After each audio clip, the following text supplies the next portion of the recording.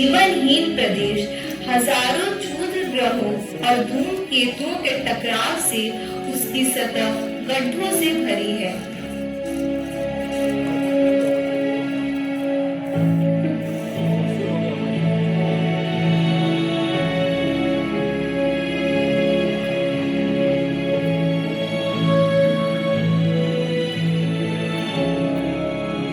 सन 2004 में वैज्ञानिकों ने बुध की निगरानी के लिए मैसेंजर नामक अंतरिक्ष यान भेजा।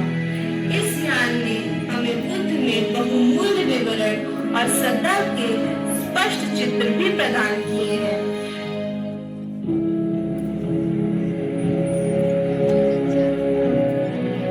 शुक्र आकार में लगभग पृथ्वी जैसा ही है और उसका वातावरण ग्रीन हाउस गैस और सल्फ्यूरिक एसिड से भरा है। इस वजह से उसकी सतह का तापमान 400 डिग्री सेल्सियस तक उठ जाता है। शुक्र पर प्रचंड भूगर्भीय प्रक्रियाएं होती हैं। अत्यधिक लावा प्रवाह उसकी सतह को निरंतर परिवर्तित करता रहता है। शुक्र की सतह हर 10 करोड़ सालों में इन प्रक्रियाओं द्वारा नवीकृत की जाती है। सूरज से बाहर निकलते हुए तीसरा ग्रह है पृथ्वी, जिस पर जल के सागर और ऑक्सीजन युक्त वातावरण है।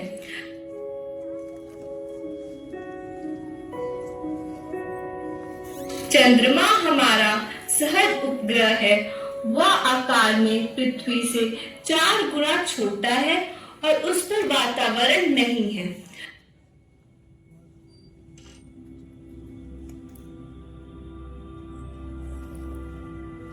बुध ग्रह की तरह चंद्रमा की सतह भी गड्ढों से भरी है। सौर मंडल की रचना के समय हुए 1000 टकरावों के परिणाम है ये गड्ढे। चंद्रमा एकमात्र खगोल पिंड है जिस पर मानव ने कदम रखा है।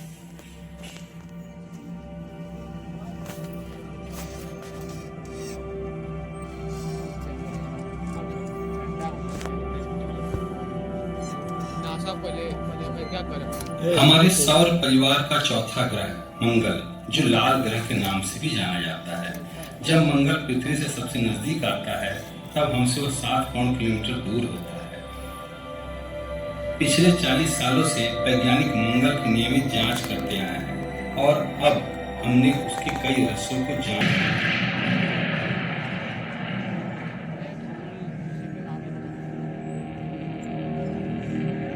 तारे आमतौर पर झुंडों में पाए जाते हैं, जो 2 तरह के होते हैं, गोलाकार झुंड तथा खुले झुंड। गोलाकार झुंडों में तारे गुरुत्वाकर्षण से संगठित गेंद के रूप में केंद्रित रहते हैं। झुंड के अंदर तारे कहाँ-कहाँ स्थित हैं, इस जानकारी से हम तारों की उम्र की पता लगा सकते हैं। इससे खगोलविद इनके इतिहास पर प्रकाश डालते हैं। ये झुंड गैलेक्सीज के अंदर सामान्य रूप से पाए जाते हैं। कुछ बड़ी-बड़ी सर्पिलाकार आकाशगंगाओं में 30,000 तक गोलाकार झुंड निवास करते हैं।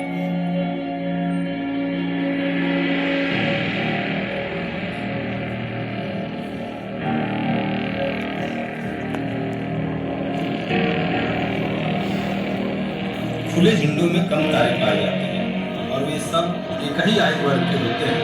खुले झुंडों के तारे गुरुत्वाकर्षण से उतने बड़े नहीं होते हैं। आकाशगंगा केंद्र का चक्कर लगाते वक्त अन्य झुंडों या फिर गैस बादलों के गुरुत्वाकर्षण की वजह से ऐसे झुंड अपने कार्य को खो देते हैं। अधिकतर खुले झुंड 25 करोड़ साल तक ही बने रहते हैं।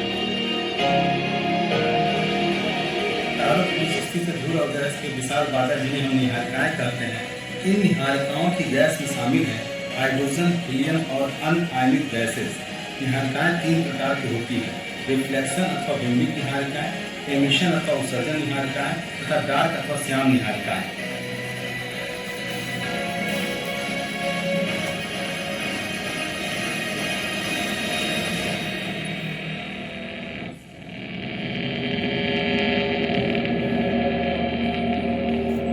अगर परिस्थितियां सही है तो ये बादल अपने गुरुत्वाकर्षण से सिकुड़ते जाते हैं। जब तक कि न्यूक्लियर फ्यूजन से सुलग कर नए तारे जन्म न ले लें। सृष्टि की यह महान क्रीड़ा आज तक चल रही है।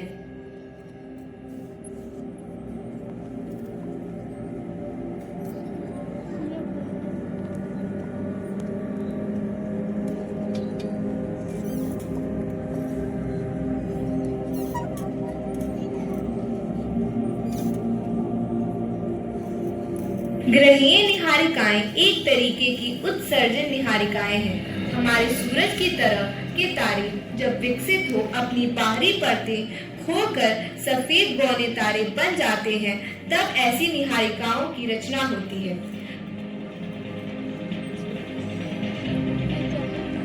सुपरनोवा के अवशेष एक अन्य प्रकार की निहारिकाएं होती हैं, जो अंतरतारकीय अंतरिक्ष को जीवन के लिए अनिवार्य भारी पदार्थ से समृद्ध बनाती हैं। ये अवशेष भारी तारों के असाधारण अंत के आखिरी निशान हैं।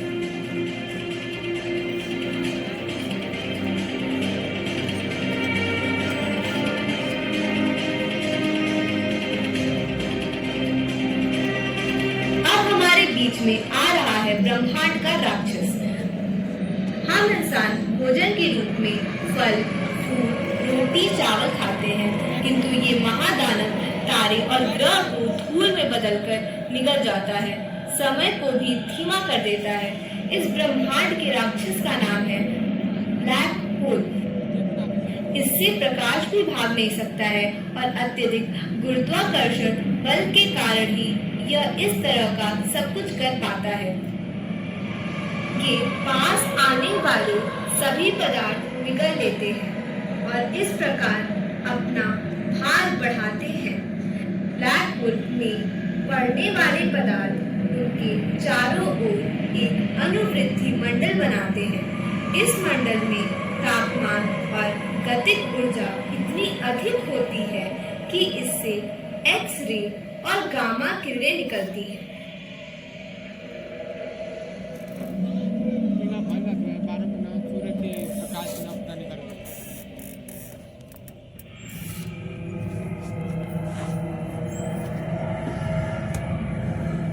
धीरे धीरे हम ब्रह्मांड की गहराइयों में जा रहे हैं। यहाँ दो बाइनरी तारे एक दूसरे का चक्कर लगाते हुए करीब आ रहे हैं। इस नजदीक आए तारों के बीच अचानक जोरदार टक्कर होता है, जिसका परिणाम प्रचंड सुपरनोवा विस्फोट होता है।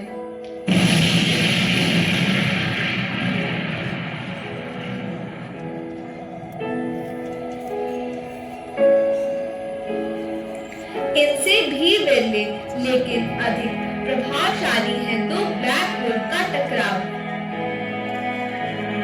ये ब्रह्मांड की सबसे प्रचंड प्रक्रिया है और इनसे कल्पनातीत मात्रा में अनोखी ऊर्जा गुरुत्वाकर्षण विकिरण के रूप में निकलती है।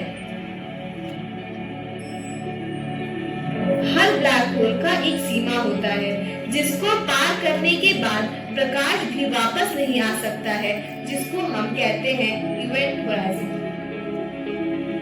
देखिए, एक तारा इस इवेंट होराइजन को पार करते ही धूल में बदलकर इसमें समा जाता है।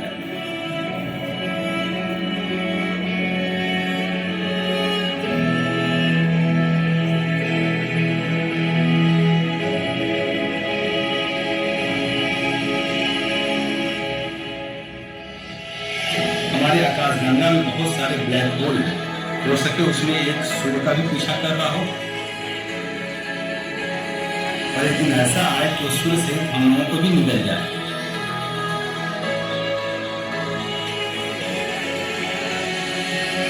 शांत दिखने वाला हमारा ब्रह्मांड चारों तरफ खतरों से भरा पड़ा है, तब जाने क्या हो जाए। हमारी सबसे नजदीकी मंदाकिनी एंड्रोमेडा बड़ी तेजी से ही हमारी आकाशगंगा की तरफ आ रही है। एक दिन ऐसा आएगा कि इसका जोरदार टक्कर हमारी आकाशगंगा से होगी।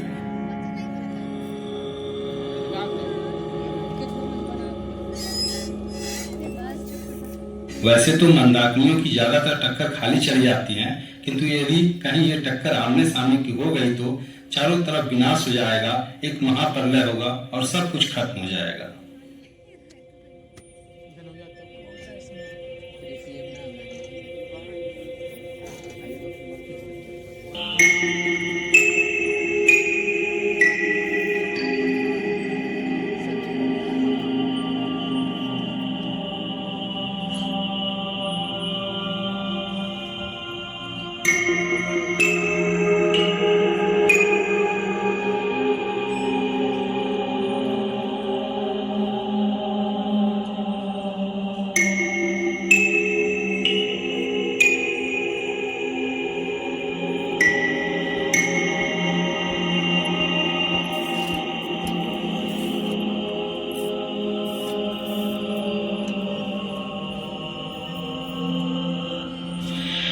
यदि हम इन परिस्थितियों से भी निकल गए तो एक दिन ऐसा आएगा जब हमारे सूर्य का ईंधन समाप्त हो जाएगा।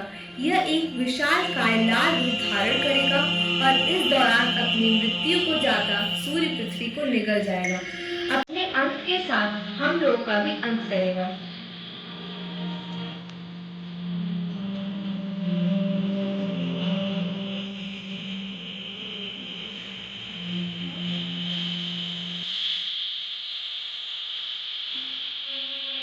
हम इंसान अपने गलत कार्यों से अपनी पृथ्वी का तापमान बढ़ा रहे हैं। हमारी धरती बुखार से पीड़ित है और हमें इसके लिए दया भी नहीं आ रही है। हम ध्यान नहीं दे रहे हैं। कहीं ऐसा ना हो जाए कि यह पृथ्वी एक मृत ग्रह बन जाए और हम सबका विनाश हो जाए। इसलिए आप सबसे अनुरोध है कि आइए हम सब मिलकर पेड़ बचाएं, पेड़ लगाएं और अपने इस प्यारे ग्रह पृथ्वी को बचाएं।